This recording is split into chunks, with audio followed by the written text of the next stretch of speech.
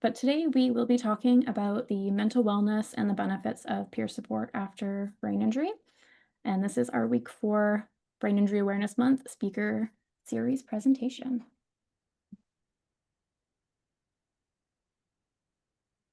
All right, so to start us off, what is peer support?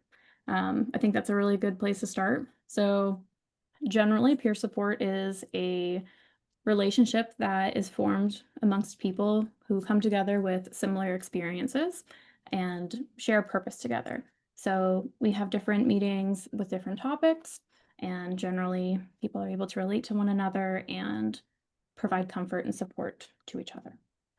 Peer support can make a very large difference in people's recovery, and it can also really impact how people are feeling, as well as sorry, gonna really impact how people are feeling as well as just extra supports for everyone. It's nice to not feel alone. And I think it's really important to have the validation and have other people that understand you to be able to come together.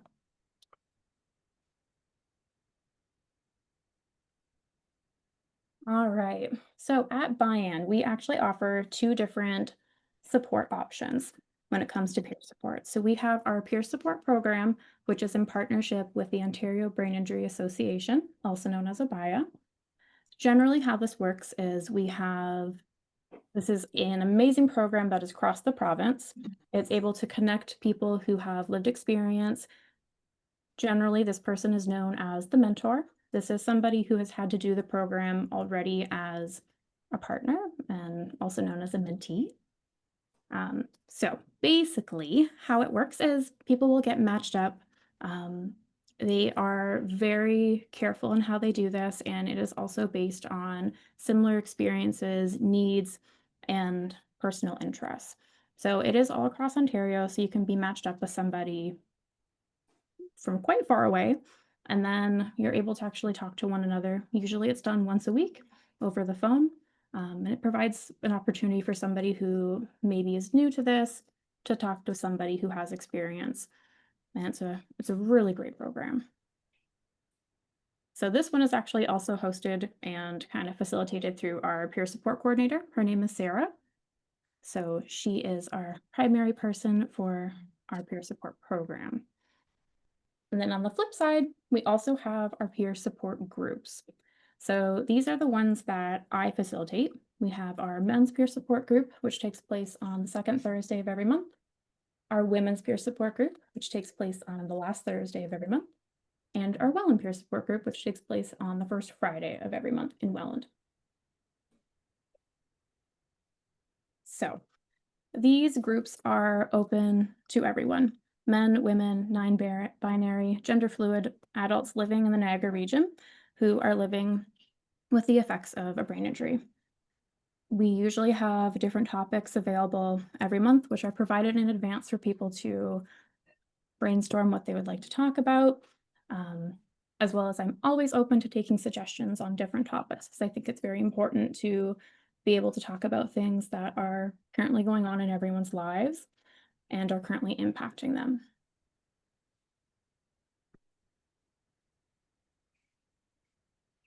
So going over the actual benefits that come with peer support.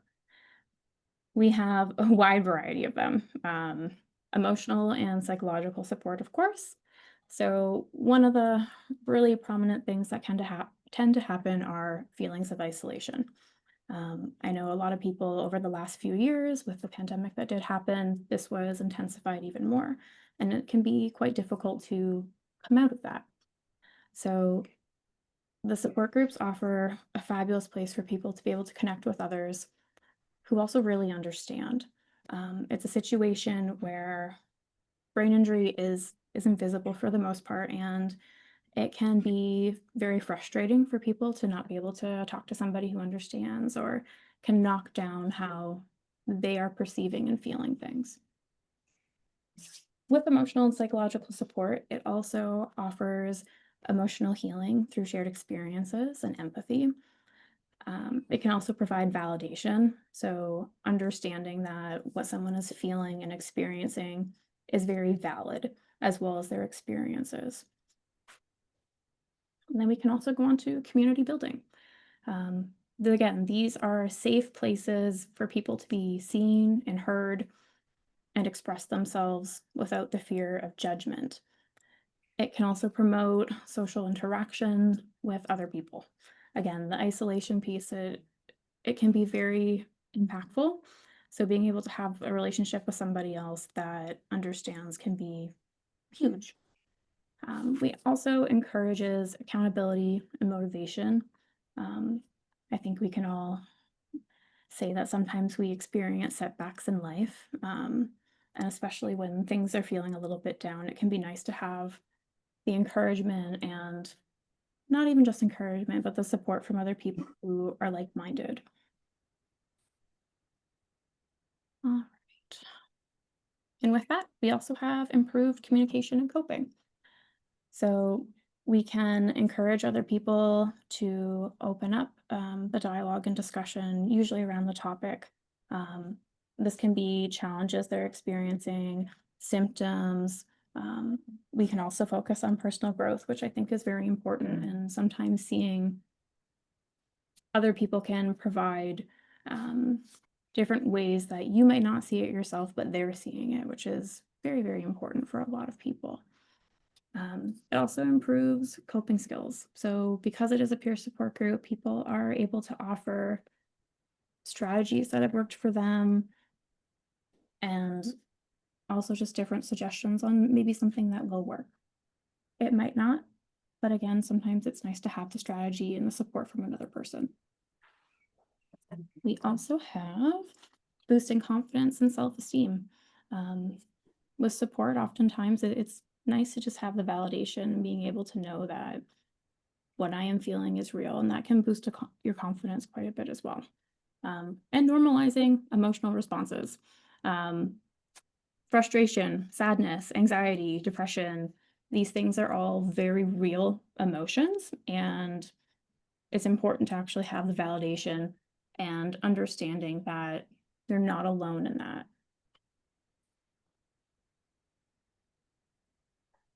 So there are a ton of different benefits. Here's 3 more categories as well. I think that it's pretty important to highlight some of these things just because, again, if we don't talk about them, we don't necessarily know about them. So empowerment and advocacy, for example. Fostering self-advocacy is so, so important nowadays.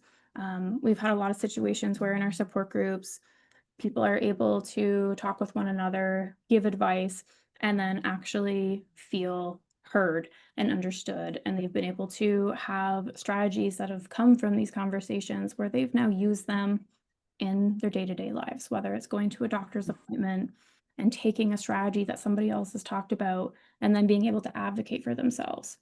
And we've gotten feedback in future groups about how this was so beneficial for them and so impactful. And that's a perfect example of why these groups are so important. For somebody who really struggled with that in the past is then able to kind of come back from that and learn and grow. It can also be really helpful for goal setting and celebrating little things that also come into play with what people are learning and discussing in these groups. And it also brings awareness and reduces the stigma around brain injuries. In addition to this, we also have shared learning and resources. So in our support groups, again, we have a variety of different people from all sorts and walks of life. So what one person may know of community resources, another person doesn't. It's a fabulous place for people to be sharing different information that they have discovered in the community, or medical care, various therapy services, and again, also strategies. And then learning from lived experience is often relatable, which is a really nice thing to be able to feel. And last but not least, on my benefits that I have included today, we have quality of life and mental health. So improving mental health by reducing depression and anxiety has been found. It can provide structure and purpose, especially for people who are still getting into a new routine. If you're currently newer in your journey, but it also provides routine for people who are later in their journey as well, because it is a structured program. And with that, we also have enhancing overall quality of life through meaningful connection and support. One of the things I wanted to go over was actually our group guidelines. So we tend to go over these pretty much at the beginning of every one of our support groups. Um, and that is confidentiality, respect and empathy, and attention. These are three very core things that are important for our support groups. Confidentiality, of course, some people are opening up with some very difficult things, and it is important that everybody understands and respects what is being said is to be shared and stayed within our groups. We never want anyone to feel like what they are saying is going to be judged or anything like that. So, respect and empathy. I think we can all understand and acknowledge that everybody has different thoughts, opinions, feelings, beliefs, emotions, etc. So this is a safe place. So as a result of that, I do expect and request that everybody respects everyone's perspectives, experiences, and feelings, because again, they might be different from our own. And then last but not least, attention. So I do always ask that we are giving attention to the person who is sharing at that point in time. So we're not going to be interrupting, we're not going to be having side conversations. And I know sometimes it can be very easy to have an interruption. And a lot of the times that's where we have some accountability and we can all hold each other accountable.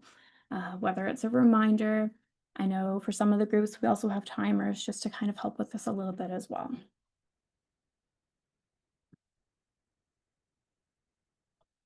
All right.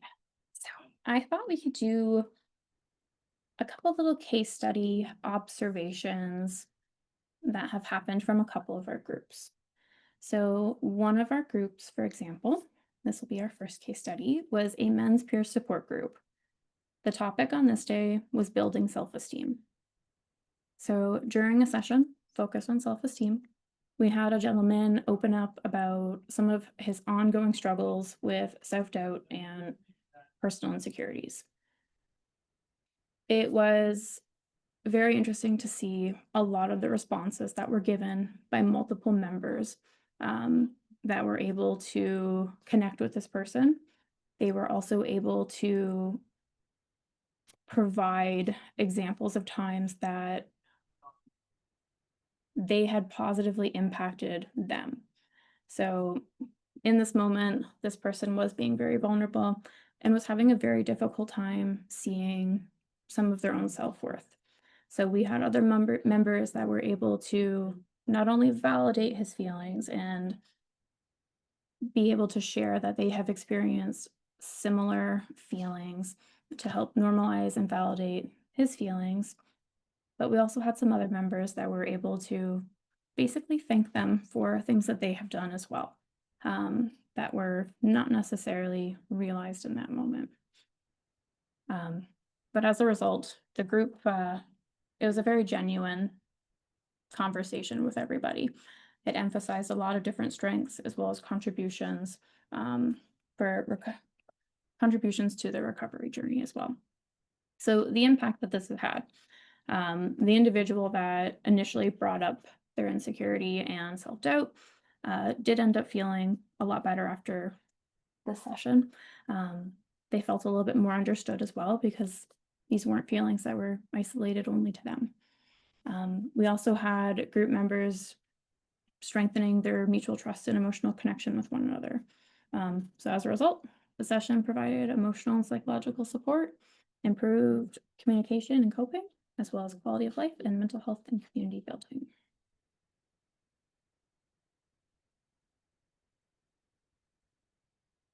So our second case study for today was also another men's group.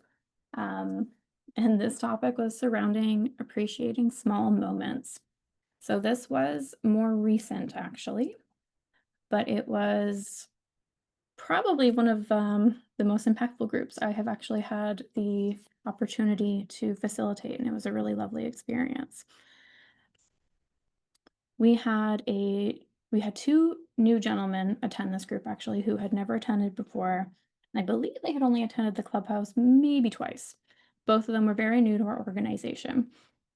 And then we also had a number of gentlemen who have been coming here for quite a while. So they've been long-term participants at this point. So we had the lovely topic of appreciating small moments, and we started off on a very positive discussion. So we also had several members share how the presence of one of these new participants offered a lot of benefits. We had a fresh perspective that reminded them of the importance of acknowledging small, meaningful moments in daily life. They also inspired hope by showing that even though they were in their early steps of recovery, they were so positive.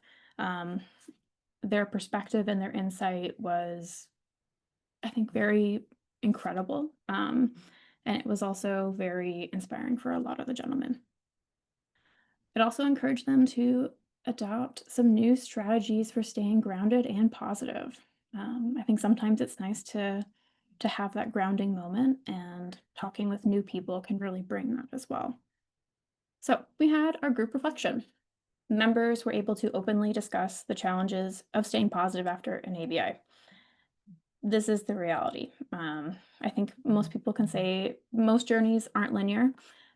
We have ups and downs in life, and recovery is also similar to this. Sometimes things could be going really, really well. We have lots of improvements, and then sometimes this isn't the case. And it can be very frustrating, and it's important to be able to acknowledge that. So we also had a lot of strong validation and support around the emotional toll of recovery and the effect it takes to recognize this, as well as recognizing progress along the way. So when we finished the session ended with a sense of shared encouragement and deeper connection. And the impact was actually quite incredible. It renewed a lot of hope and motivation for new and returning members. And it was very interesting to see, because even in the days that followed, I did have conversations with a lot of the gentlemen, and they provided their own take on how some things went and how this was really encouraging them within their own journeys.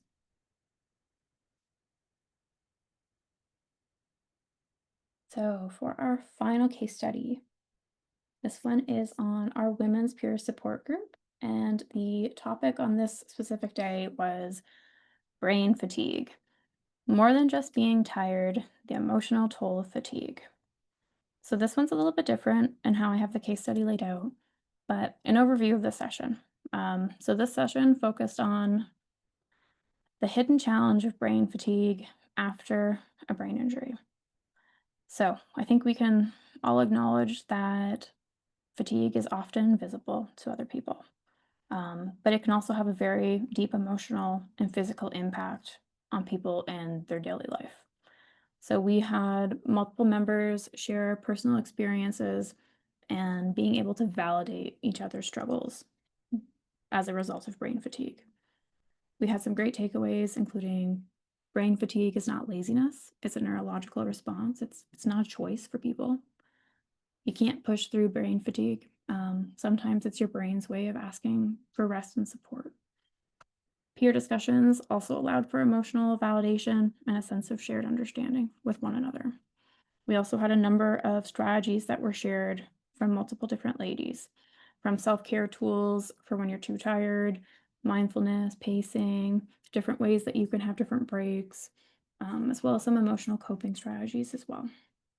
But the impact on this was it was a safe place to be open and honest, to discuss some of the struggles that are associated with brain fatigue, and how to just feel heard about some of it as well.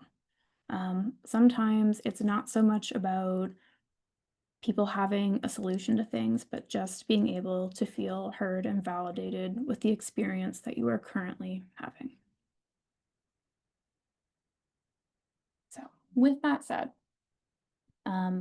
From my own experience of being able to facilitate a lot of these groups, I've been able to see a lot of growth within a lot of different people. And it's been very inspiring on my end as well for that. So, peer support isn't a professional therapy, but it can be a complementary support to a variety of therapies, which can be very, very important for a lot of different people.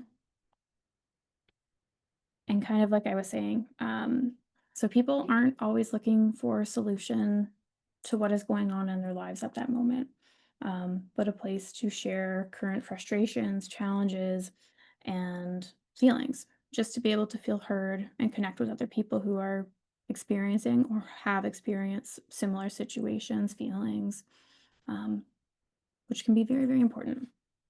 Um, we also have the lovely opportunity for hope and inspiration for people at various stages in recovery. And I think that can be one of the most important things for peer support as well. I believe my next slide is for questions, but I think what we're going to do is actually go to Rachel and Ron first to see if they would like to add anything in as well. So both Rachel and Ron are members from the Brain Injury Association of Niagara. Any preference on who wants to go first? Rachel, go ahead, please.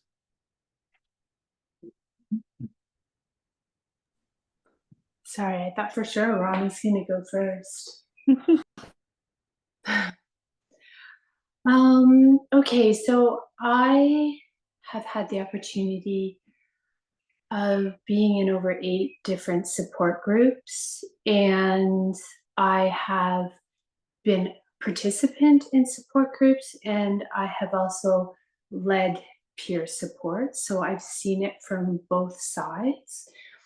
And I've also experienced having no peer support because I was still in rehab when COVID hit.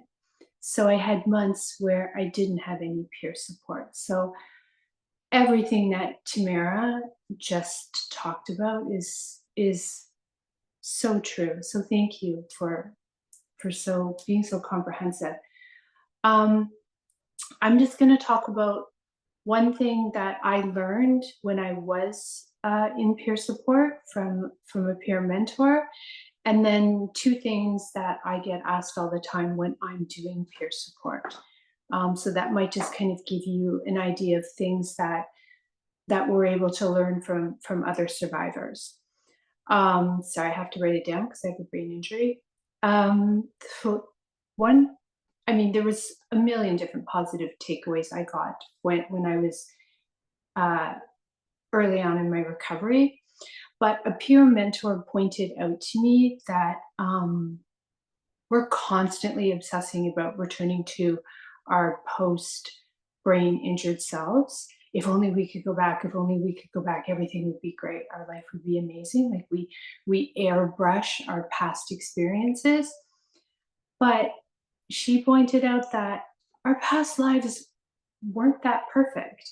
There were days where we got up and we were miserable. We complained about everything. We didn't love life. And we still had stress and anxiety and self-doubt, and life wasn't great before the injury. Yes, the injury added a new challenge, but it suddenly gave me a brand new perspective. And it was really freeing to hear that from somebody so that I could stop commiserating and thinking, oh, if only this hadn't have happened to me, my life would be perfect and amazing the way it was before. So that's what a peer mentor did for me in a support group, by changing my perspective. And when I am doing peer support now, there are 2 things that I constantly get asked. The first thing is inevitably always, how soon am I going to get better? How soon am I going to get better? How quickly is this going to change? It's the drive or the goal to whatever they feel is going to make them independent. And as a survivor further along, I am tangible proof to them that there is possibility, that there is visible progress. Our culture definitely celebrates swift solutions and overnight success. Um, and we know that a brain injury recovery is not linear. It has a lot of ups and downs. So to alleviate that, I always talk to new survivors about a recovery roadmap. And this was something that I came up with myself because I didn't have a lot of support around me. And that was small, achievable goals. So my recovery roadmap was always focused on threes: 3 months, 6 months, 9 months, and you document what you do in those 3 months, 6 months, 9 months, 12 months, and then you celebrate those small goals. And it's a lot less daunting than wanting to do it all at once. And I find that that is incredibly helpful when I'm doing one-on-one peer mentoring. Um, and that I've found has been something that really resonates when I talk with new survivors, which is something that they don't necessarily get from a doctor or from their family members. The other thing that I talk to new survivors about is validating ambiguous grief. And I hold space for new survivors as they've lost the more as they mourn the loss of their previous life. And it's a grief that's really hard to explain to loved ones or family or friends, who might invalidate them by saying, "Oh, you're going to be fine, you're doing really well," or worse, "But you look really good." Or sometimes I forget things too, which is horrible to hear, despite the person thinking that they're saying the right thing to you. So holding space for someone, allowing them to identify and talk about their emotions and experiences freely during that stage, knowing that that grieving process is up and down, but they will get through it, is another thing that um, I do when I am doing one-on-one peer support that I find is really unique to two survivors talking to each other. Ron?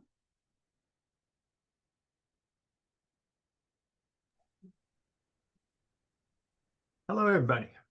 Ron here. I've been a brain injury survivor for 23 years coming on, and it stems back from a car accident in 1975.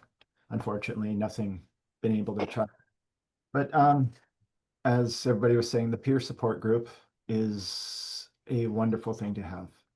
You get to feel everybody's struggles, emotional feelings, their understanding, learn about themselves, their families that they've gone through.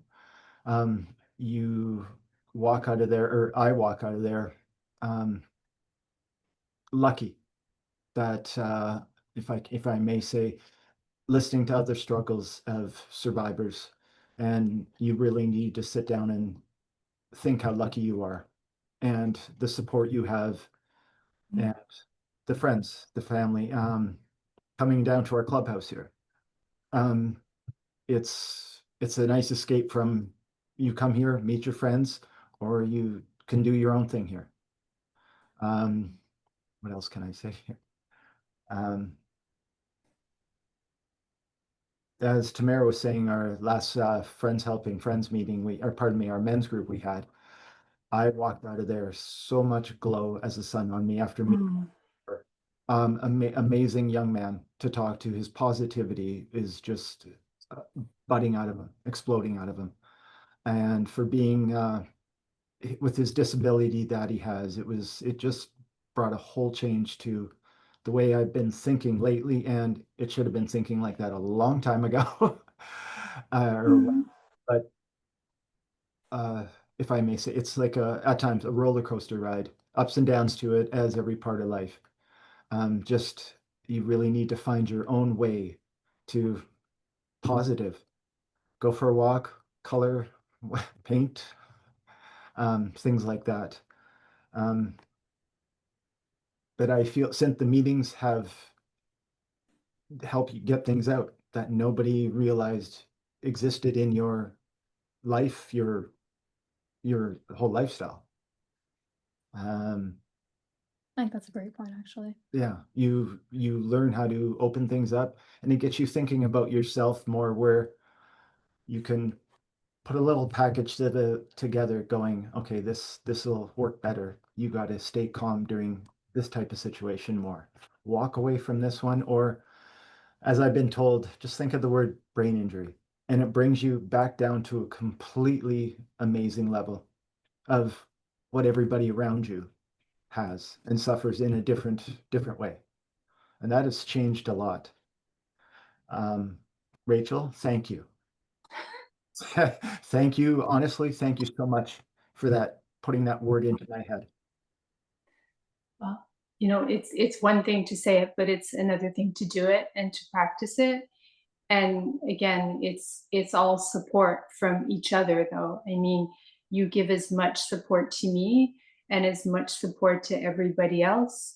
I mean, you're talking like you're receiving all the support from everybody in our groups, but you give as much support to everybody there as you get. So, Ron, I mean, you've helped me as much as you're just mentioning that one thing that I helped you with. So that's really kind of you to say, but you're an incredible help in the support groups and in the clubhouse. So. It's to me, it's uh, I don't want to say a job to come here, and just I enjoyed the day here at our clubhouse, and it to me it's a job to me, just seeing everybody as your normal life job that you have, or any employer. You go in Yeah. there, oh, how you doing? Everybody's okay or not having a good day. I know the support actually goes further than the groups a lot of the time into the clubhouse for a lot of Yeah, our members. It's a way that people can continue supporting one another. But we're pretty lucky that we have our groups as well, and we have some safe places for people to actually be able to open up. and also with our, if I may say, outings and things that people meet to go to like that, it's wonderful. Everybody changes their whole look on each other when you see them out in our barbecue events or picnic events coming up and things like that. If I could just piggyback on one thing you just said there, Ron, you had mentioned that even on days where you're not feeling your best, you are still welcome to be there, or you still have the support group to go to. Whereas other times when you weren't feeling your best or you're not doing as well, you might have considered staying home. And I'm saying that not just for you, but all of us, right? Whereas now having a place where it's safe to maybe not be feeling your best and be able to talk to people about it can be the difference of not staying home for 3 or 4 days, right? Being able to come and share that safely with someone. Absolutely. Yes, definitely. So we will get into questions if anybody has any. I know we won't be recording the question portion of this, so I just wanted to mention that. So thank you, everybody.